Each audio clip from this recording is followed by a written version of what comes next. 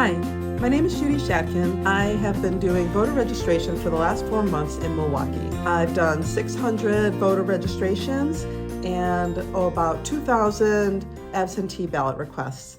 In doing so, I've developed some techniques that I'd like to share with you. Here is an example of assisting a man with his voter registration. He's young and has never registered before.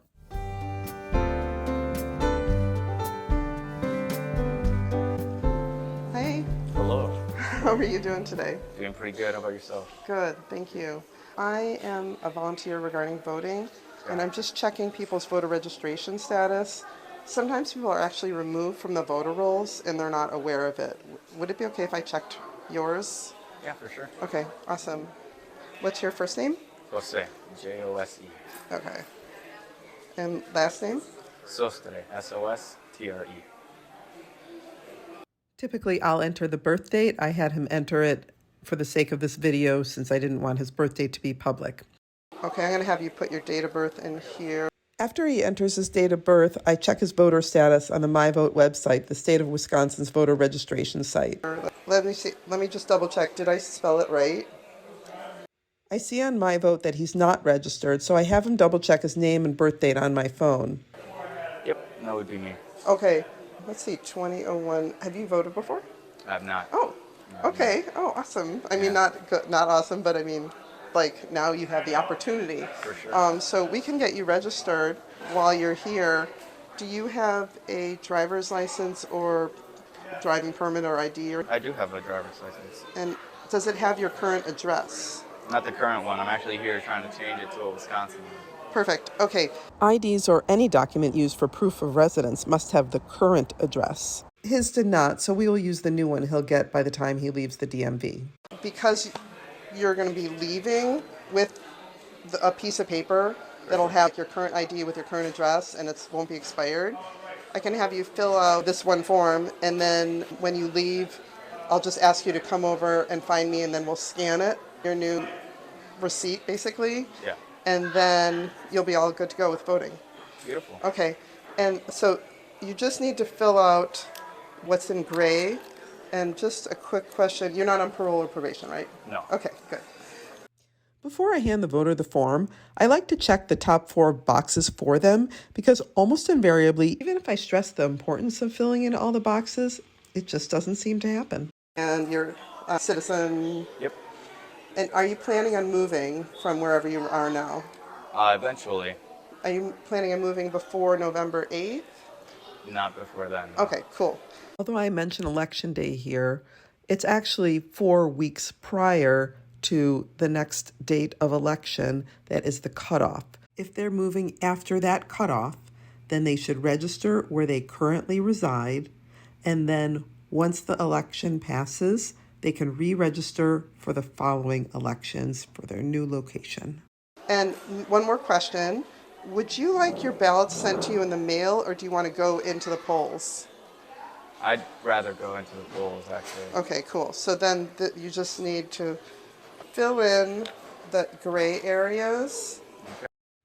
If Jose was interested in voting by mail, this is the point where I would give him a paper form to apply for an absentee ballot to accompany his registration form. This is because he seems motivated and focused.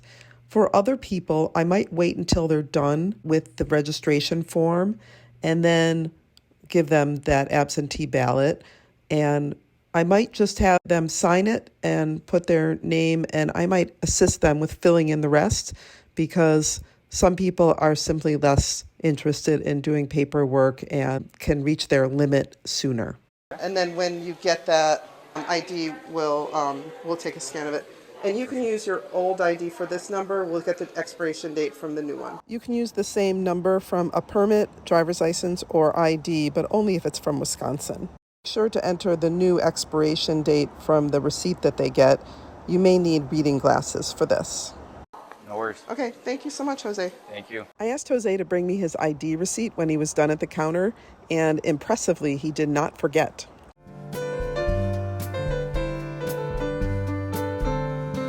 First of all, it's nice to wear something cheerful, something inviting. You just want to be put together so that when you walk in, People are happy to see you and happy to work with you.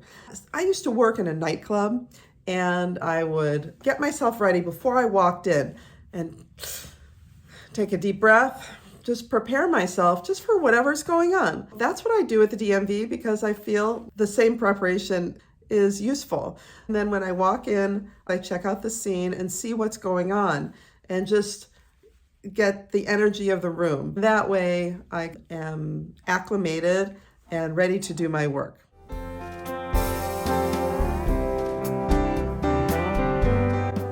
Okay, so now that you are in the room and you've got your stuff all set, you're ready to go, put on your badge, then you are ready to meet people.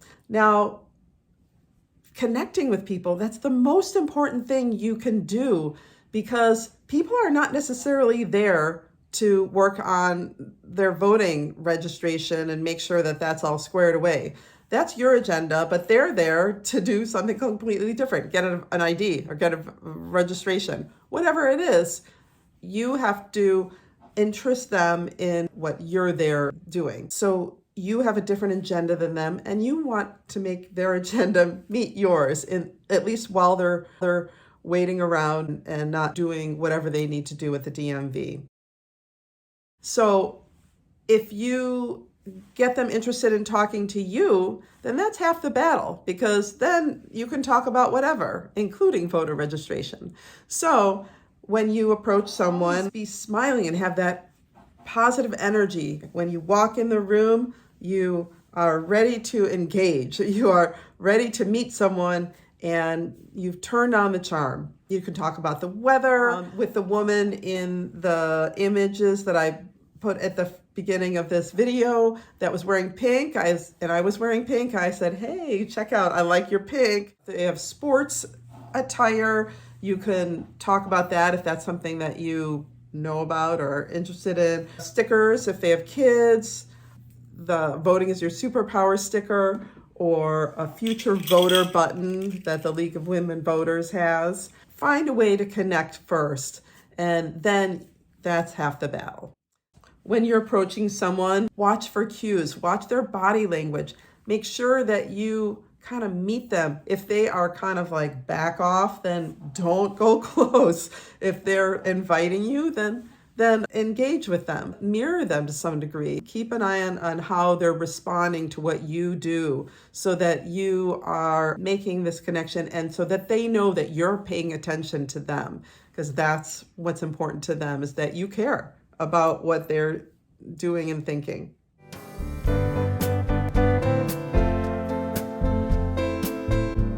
As far as working the room, it's best to start with the people that are in chairs because for the most part, they finish their paperwork and they're just waiting. When people are waiting, they're going to have a ticket with their number on it and their name. Help them keep track of their number by listening and watching the monitors, because when you're talking to them, they're probably going to be distracted. That won't make them happy, or the DMV staff, if they lose their place in line. Second, the ticket is super useful because it has the spelling of their name usually correct, and you can use that when you're checking their registration status. So work the people in the chairs, and then you can go to the people that are standing but they're done with their paperwork.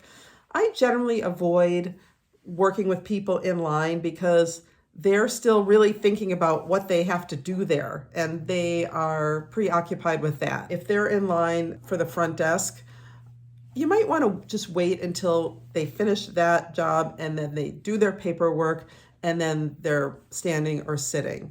If you find that people are just getting pushed through so quickly because there are not so many people, I guess that's a good time to maybe approach people in line, only if there's 5 or 6 people deep, so that you don't interfere with the business that they have at hand.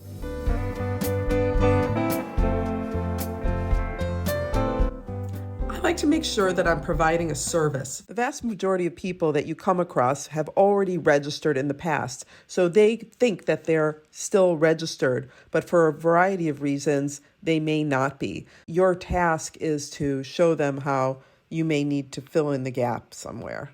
So I use myvote.wi.gov on my phone or a tablet, and then I go to MyVoter info because it has so much valuable information. I show them this right here, that all they need is first name, last name, date of birth. After I've greeted them and connected with them, I say that I'm checking people's voter registration status because sometimes people are removed from the voter rolls and they're not aware of it. Can I double check for you? I put in their first name, last name, and date of birth. I mean, many people will say yes, even if they've been voting. They don't want to be pulled from the voter rolls and they want to make sure. So I pull up that information and then I find out, let's say they are registered. I double check their address. I check if they have an absentee request and ask if they would like to have their ballot sent to them in the mail. I double check their polling place on election day if they are people that vote on election day. I always encourage early voting.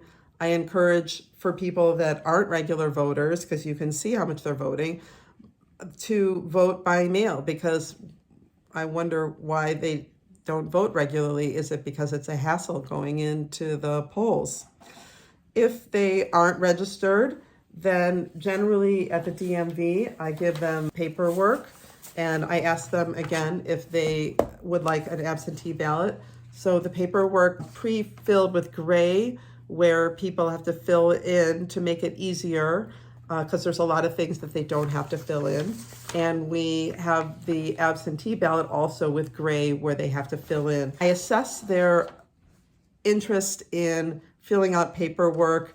For the absentee ballot, really, we have all the information that we'll need. And so if they sign it, we can help them fill in the other information. So I just try to assess and see how interested they are in doing paperwork.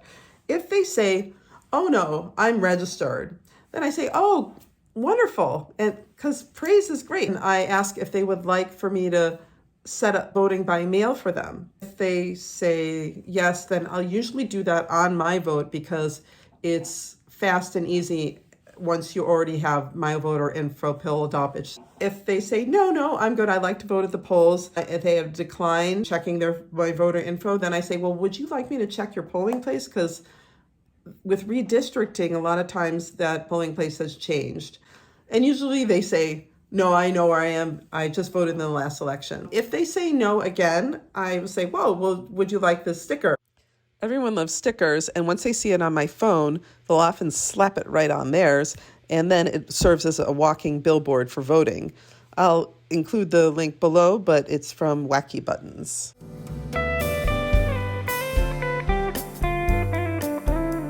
So when you're using My Voter Info, once you finish with someone, in order to start a new record with a new person, you have to click back the sandwich at the top, hit My Voter Information again, and then hit the blue clear button so that you can get to the next person.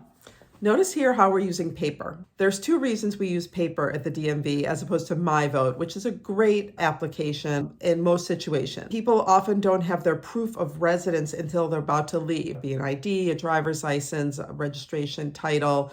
Any of those things can be used for proof of residence. The second reason, so if there's limited volunteers and a lot of people to take care of, then you can have the people filling out the paperwork, and then you can go on to someone else.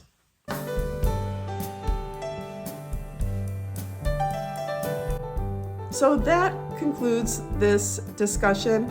I'd love to know if you have any other comments or any requests of what you might want to know more about voter registration, either in Wisconsin or in general. I'd be happy to share whatever knowledge that I have. Thank you, and register a lot of people so that we can have democracy in our country.